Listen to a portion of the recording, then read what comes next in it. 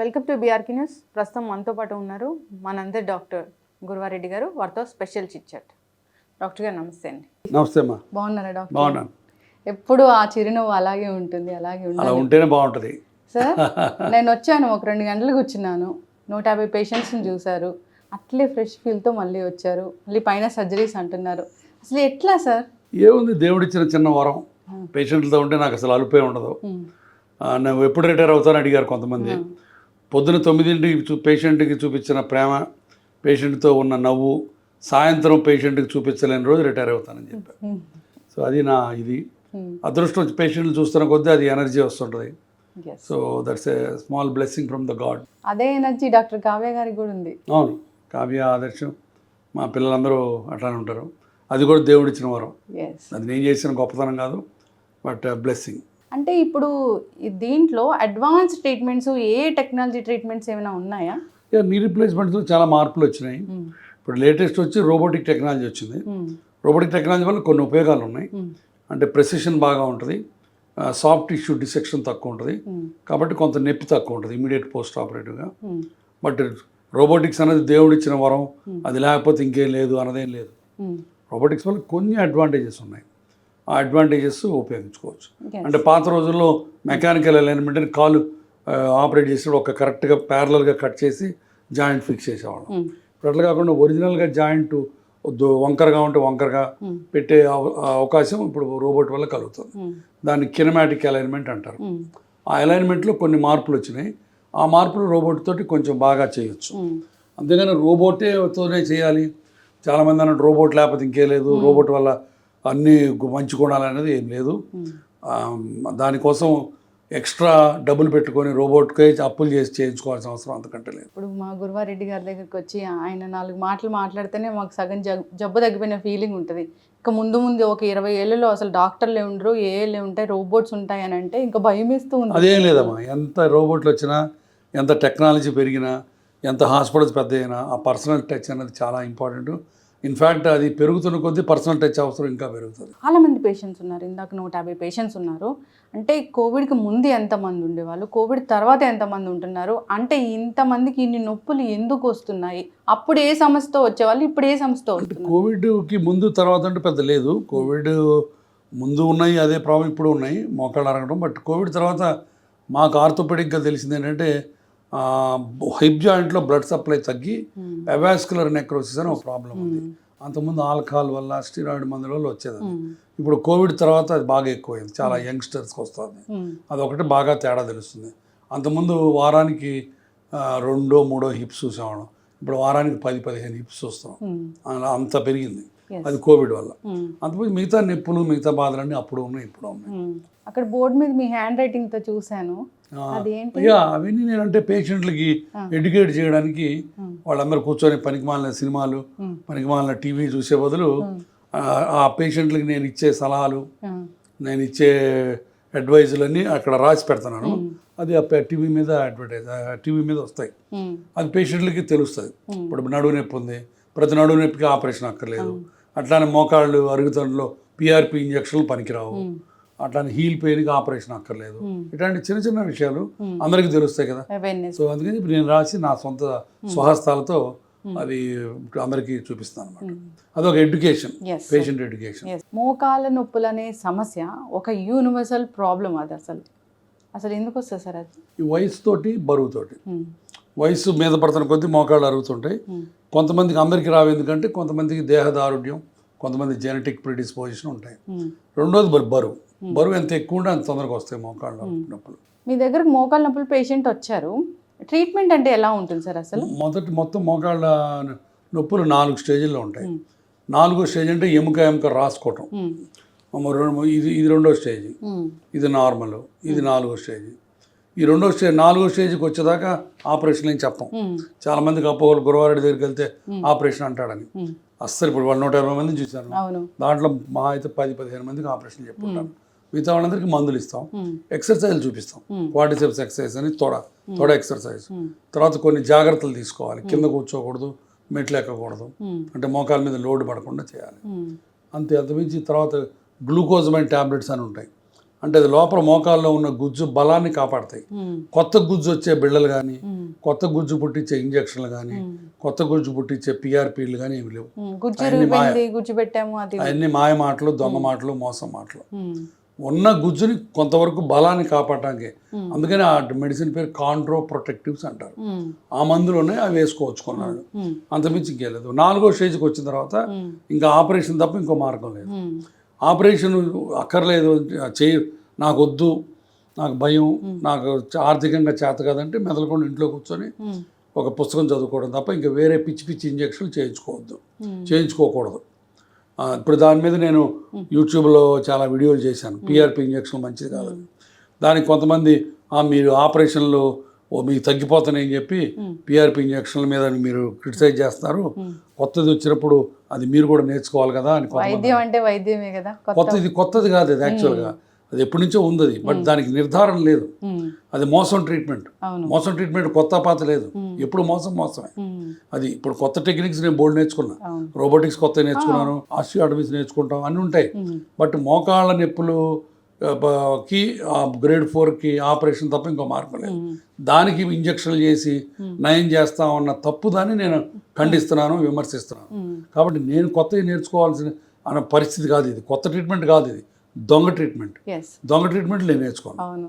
ఈ 4th stage వచ్చింది, మీ దగ్గర సర్జరీ చేస్తారు. అంటే సర్జరీ అంటే ఏముంటుంది? అరిగిపోయిన పార్ట్ చెక్కేసి ఇలా ఒక పక్క స్టీలు, ఇంకో పక్క ప్లాస్టిక్ వేస్తాం. దీన్ని నీ రీప్లేస్మెంట్ అంటారు. ఇది చక్కగా కాపాడుకుంటే 20-25 ఏళ్ళు పనిచేస్తాం. ఎవరికైనా చేయొచ్చు, షుగర్లు ఉన్నా ఎవరికైనా చేయొచ్చు.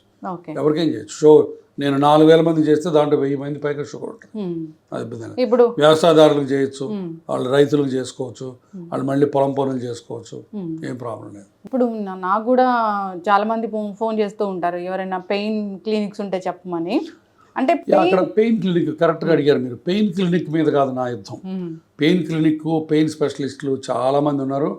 వాళ్ళు మాకు చాలా పుణ్యం చేస్తారు, చాలా సహాయం చేస్తారు. ఎప్పటి నుంచో మాకు పెయిన్ క్లినిక్స్ ఉన్నాయి. వాళ్ళు క్రానిక్ పెయిన్, బ్యాక్ పెయిన్స్, తగ్గని పెయిన్లు, తర్వాత క్యాన్సర్ పెయిన్, తర్వాత సైకోసోమాటిక్గా వచ్చే పెయిన్స్, వాళ్ళన్నిటికీ వాళ్ళు చక్కటి ట్రీట్మెంట్స్ ఇస్తారు. అదొక స్పెషలైజ్డ్ బ్రాంచ్. దాంట్లో నిష్ఠాతులైన వాళ్ళు చాలా మంది ఉన్నారు, నా ఫ్రెండ్స్ కూడా ఉన్నారు. నేను దాని మీద ఎప్పుడు చెప్పట్లేదు. పెయిన్ క్లినిక్లు చక్కగా స్పెషలైజ్డ్ డాక్టర్స్ చాలా ముఖ్యం, మనకు కావాలి. కానీ దొంగ పిఆర్పి ఇంజక్షన్లు మోకాళ్ళ ఆర్థరైటిస్ చేసే వాళ్ళ మీద నా యుద్ధం. అది మోకాళ్ళ డీజనరేటివ్ ఆర్థరైటిస్ అంటే వయస్సుతో పాటు, బరువుతో పాటు అరుగుదల వచ్చిన మోకాళ్ళకి మందులు, ఫిజియోథెరపీ ట్రీట్మెంట్. తగ్గనప్పుడు ఆపరేషన్. ఈ రెండింటికి మధ్య ఇంకేం లేదు. ఆ రెండింటికి మధ్య దొంగలు చేరారు. ఈ పిఆర్పి ఇంజక్షన్ చేస్తాం, గ్రేడ్ 4కి సూపర్ పిఆర్పి ఇస్తాం, ఇట్లాంటివన్నీ దొంగ మాటలు. అట్లానే రేడియో ఫ్రీక్వెన్సీ అబ్లేషన్స్ చేస్తాం, అవన్నీ దొంగలు, టెంపరీ మాటలు ఇవన్నీ. అదే చెప్పాను కదా, అన్ని టెంపరీ. మా అయితే 2 రోజులు తగ్గుతుంది, ఒక్కోసారి 15 రోజులు తగ్గుతుంది, తర్వాత మళ్ళీ వస్తుంది. బట్ వీళ్ళు ప్రామిస్ చేస్తుంది ఏంటి, ఓ పర్మనెంట్ అని చెప్పి లక్షలు తీసుకుంటున్నారు. అది అమాయక ప్రజల్ని మోసం చేయడం, అది తప్పు అని నేను ఖండిస్తున్నాను. అంతేగాని పెయిన్ క్లినిక్స్ మీద నాకు ఏ రకమైన దురభిప్రాయం లేదు. నాకు మంచి అభిప్రాయం ఉంది. నాకు కావాలి కూడా పెయిన్ క్లినిక్, పెయిన్ స్పెషలిస్టులు చాలా గొప్ప ప్రాక్టీస్ చేస్తారు. వాళ్ళందరూ ఎంతో మందికి సహాయం చేస్తారు. అంటే ఆర్థోపెడిక్స్ దగ్గరికి వచ్చాకే అక్కడికి వెళ్ళాలా అనేం లేదు. మేము రిఫర్ చేస్తాం, కొంతమంది డైరెక్ట్గా పెయిన్ క్లినిక్ కూడా వెళ్తారు. మా దగ్గర నుంచి వచ్చే పేషెంట్ బ్యాక్ పెయిన్ వాళ్ళు వస్తారు. కొంతమంది సంవత్సరాల తరబడి మా దగ్గర ట్రీట్మెంట్ ఉండదు, ఆపరేషన్లు పనికిరావు. అప్పుడు బ్యాక్ పెయిన్ వాళ్ళకి పంపిస్తాం, వాళ్ళు చక్కగా చేసి పెడతారు. అట్లానే క్యాన్సర్ పెయిన్, కొంతమందికి డిప్రెషన్తో పెయిన్స్ వస్తాయి, వాళ్ళని కూడా అక్కడ పంపిస్తాం. కాబట్టి పెయిన్ క్లినిక్ చాలా మంచి స్కోప్ ఉంది, మంచి డాక్టర్లు ఉన్నారు హైదరాబాద్లో. బట్ పెయిన్ క్లినిక్ మీద కాదు నా యుద్ధం. నా క్రిటిసిజం, నా ఆక్షేపణ మోకాళ్ళ ఆర్థరైటిస్లో పిఆర్పి ఇంజక్షన్లు, రేడియో ఫ్రీక్వెన్సీ అబ్లేషన్లు చేయడం మీద. ఇప్పుడు ఈ మోకాళ్ళ ఆర్థరైటిస్లో పెయిన్ క్లినిక్ వాళ్ళు, పాత పెయిన్ క్లినిక్ మంచి స్పెషలిస్టులు ఎప్పుడు మోకాళ్ళ మీద ఏం చేయాలి. ఏదన్నా అక్కడ ఇక్కడ ఫర్ ఎగ్జాంపుల్ యాంకిల్ పెయిన్ ఉందంటే దానికి చిన్న బ్లాక్స్ ఇచ్చేవాళ్ళు, లోకల్గా ఇచ్చేవాళ్ళు తప్ప ఆర్థరైటిస్లో వాళ్ళు ఎప్పుడూ ఏ రకమైన దొంగ ట్రీట్మెంట్లు చేయలే పెయిన్ స్పెషలిస్టులు. ఈ కొత్తగా పుట్టుకొచ్చి వీళ్ళు పెయిన్ క్లినిక్ పరువు తీస్తున్నారు. అసలు ఎట్లా తెలుసుకుంటాం? అదే కదా, ప్రజలకు తెలియదు. వాళ్ళ పాప అందరూ ఒకటే అనుకుంటారు, వైద్యం అంటే వైద్యం ఒకటే ఉంటుంది అనుకుంటాం. అడ్వాన్స్ ట్రీట్మెంట్స్ వస్తున్నాయి కదా, దాన్ని యూజ్ చేసుకోవాలనుకుంటాం. ఇది అడ్వాన్స్ ట్రీట్మెంట్ కాదు, ఇది దొంగ ట్రీట్మెంట్, పనికిరాని ట్రీట్మెంట్. Unproven treatment. అది పాయింట్ అక్కడ, అన్ప్రూవెన్. ఇప్పుడు అన్ని all American academy of orthopaedic surgeons, Australian orthopaedic surgeons, New Zealand, European, all international scientific bodies పిఆర్పికి మోకాళ్ళ ఆర్థరైటిస్లో ఏ రకమైన రోలు లేదు, ఏ స్టేజ్లోనే నొక్కి ఒక్కాడించి చెప్పినాయి. నేను ఆ మొత్తం యూట్యూబ్లో ప్రూఫ్స్తో సహా పెట్టాను నేను. అందులోనూ ఆ పిఆర్పి ఇంజెక్షన్ ఒకసారి చేసుకుంటే ఆగరు సార్, అది చేసుకుంటూనే అదే చెప్పేది. ఉండాలి. మళ్ళీ రెండో ఇంజెక్షన్, మూడో ఇంజెక్షన్ అని లక్షలు పాప అమాయక ప్రజలు పొలాలు అమ్ముకొని, నాకు మంగళసూత్రాలు అమ్ముకొని చేయించుకుంటారు. పేషెంట్ టెస్టిమోనియల్స్ కూడా ఇస్తున్నారు. ఇప్పుడు పేషెంట్లు మోకాళ్ళ ఆపరేషన్ అంటే భయపడటం సహజం. నాకు ఆపరేషన్ ఇష్టమని ఎవరు చేయించుకోరు, భయం. బట్ ఆ భయాన్ని ఆసరాగా తీసుకొని నువ్వు మోకాళ్ళలో ఇంజక్షన్లు చేయడం అనేది పాపం. నువ్వేం చెప్పాలి, అమ్మ నీకు ఆపరేషన్ తప్ప ఇంకోటి పనికిరాదు, ఈ ఇంజక్షన్లు పనికిరావు, ఇంటికి వెళ్ళి రెస్ట్ తీసుకొని చెప్పాలి. నువ్వు ఆ భయాన్ని ఆసరాగా తీసుకొని దాన్ని ఎక్స్ప్లాయిట్ చేసి దొంగ ఇంజక్షన్లు ఇచ్చి లక్షలు తీసుకోవడం అనేది చాలా అభ్యంతరకరం. అది అసలు మంచి అనెథికల్. ఇప్పుడు ఇక్కడ ఉన్న అడ్వాన్స్ ట్రీట్మెంట్, ఈ మోకాల నొప్పికి ఏదైతే సర్జరీ ఉందో అది ఒక హాఫ్ అన్ అవర్ 1 అవర్లో అయిపోయే సర్జరీనా సార్? ఆపరేషన్ 1.5 hours పడుతుంది. ఎన్ని రోజులు ఉండాలి ఇక్కడ? హాస్పిటల్లో 3 రోజులు ఉంటే చాలు. అంతే. ఓకే. నొప్పి అలాంటి ఎక్కువ తెలుస్తాయి? 15 రోజులు ఉంటాయి, కొంతమందికి 2-3 నెలలు ఉంటాయి. అవన్నీ మజిల్ పెయిన్స్, అవి మెల్లమెల్లగా తగ్గుతాయి. కాకపోతే అనుకునేది ఏంటంటే అడ్వాన్స్ టెక్నాలజీ కావాలి, సో నొప్పి అనేది తగ్గాలి. కాకపోతే చాలా పూర్ పేషెంట్స్ ఉంటారు, ఇంత మనం తట్టుకోగలమా అంత దూరం వెళ్ళి? పూర్ పేషెంట్స్ తట్టుకునే ఉంటారు. నా క్లినిక్లోనే చాలా మంది వస్తారు. అందుకని నేను సర్వేజన ట్రస్ట్ అని పెట్టి దాంట్లో పూర్ మదర్స్కి ఆపరేషన్లు చేస్తున్నాం. లాస్ట్ 2 years నుంచి ఆల్రెడీ 150 మందికి చేసాం. 1 for mother, 1 for other అన్న క్యాప్షన్ తోటి. ఇందాక కూడా మురళీమోహన్ గారు వచ్చారు. ఆయన ఒక పేషెంట్ యాంపిటేషన్ అయిన పేషెంట్ తీసుకొచ్చారు. ఆయనతో పాటు నేను కూడా ఆ పేషెంట్ని మా ట్రస్ట్ నుంచి చేసి చేస్తున్నాం. అట్లా ఇప్పుడు మోకాళ్ళు కూడా 150 మందికి చేసాం. ఇప్పుడు ఎవరన్నా భేదవాళ్ళు మోకాళ్ళ ఆపరేషన్ చేయించుకోలేని ఆర్థిక స్తోమత లేక ఉన్నవాళ్ళు మా ట్రస్ట్కి అప్లై చేసుకుంటే మేము ఆపరేషన్ చేసి పెడతాం. కానీ ఇక్కడ డాక్టర్ల వైపు కూడా గవర్నమెంట్ ఖచ్చితంగా ఆలోచించాలి.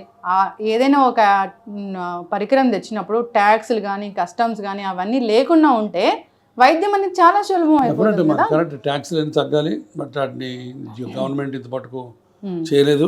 ఇంకా లగ్జరీ ట్యాక్స్ అని కూడా వేస్తుంటుంది హాస్పిటల్ మీద. సో ఇవన్నీ గ్రాడ్యువల్గా మార్పులు వస్తాయి. చక్కగా చెప్పారు సార్, చక్కటి ఇన్ఫర్మేషన్ సార్. సో ఇప్పుడు ఈ యంగ్ జనరేషన్కి ఏమైనా ఒక 4 టిప్స్ చెప్తారా, అనారోగ్య సమస్యలు రాకుండా ఉండాలి? ప్రాపర్ పోస్చర్ మెయింటైన్ చేసుకోవాలి. ఈ సాఫ్ట్వేర్ ఇంజనీర్స్ అందరూ ఇలా మెడ ముందుకు పెట్టకుండా స్ట్రైట్గా దిండేసుకొని కూర్చోవాలి. ఎప్పుడు ల్యాప్టాప్ దగ్గరికి రావాలి, ముందుకు వెళ్ళకూడదు. గంటలు కూర్చోవద్దు. ఎవ్రీ 2 hours కాస్త లేచి స్ట్రెచ్ అవ్వాలి. తర్వాత neck back exercise, simple exercise చేసుకోవచ్చు. తర్వాత లావ్ ఎక్కకుండా పొట్ట రాకుండా చూసుకోవాలి. సో ఇవి సింపుల్ పోస్చర్ టెక్నిక్స్. తర్వాత రెగ్యులర్గా ఆడవాళ్ళకి calcium supplements, vitamin D supplements, కాస్త వాకింగ్ చేసుకుంటే మంచిది. చక్కటి ఇన్ఫర్మేషన్ సార్. మీకోసం పేషెంట్స్ వెయిట్ చేస్తున్నారు. సో అంటే జనరల్గానే యూట్యూబ్ ఛానల్స్, థంబ్నెయిల్స్ వాటి మీద మీ వెర్షన్ వినాలని ఉంది నాకు. ఏం చెప్తారు అసలు? రకరకాలుగా ఉంటాయి. మరి ఇప్పుడు యూట్యూబ్లో బోల్డ్ అంత మంచి ఉంది, దానివల్ల ప్రజలకు బోల్డ్ అంత నాలెడ్జ్ వస్తుంది. బట్ కొంతమంది దాన్ని బాగా సెన్సేషనల్గా చేయాలని చెప్పి థంబ్నెయిల్స్ మీద రకరకాల పెడుతుంటారు. అది చూసి దాన్ని చూడాలని ఇది, అది చూసి కొంతమంది చూస్తారు, కాసేపు తెలిసిపోద్ది దాంట్లో కథ ఏం లేదని. ఇది మామూలే, ఇదంతా. చక్కగా చెప్పారు సార్, ధన్యవాదాలు. నమస్తే.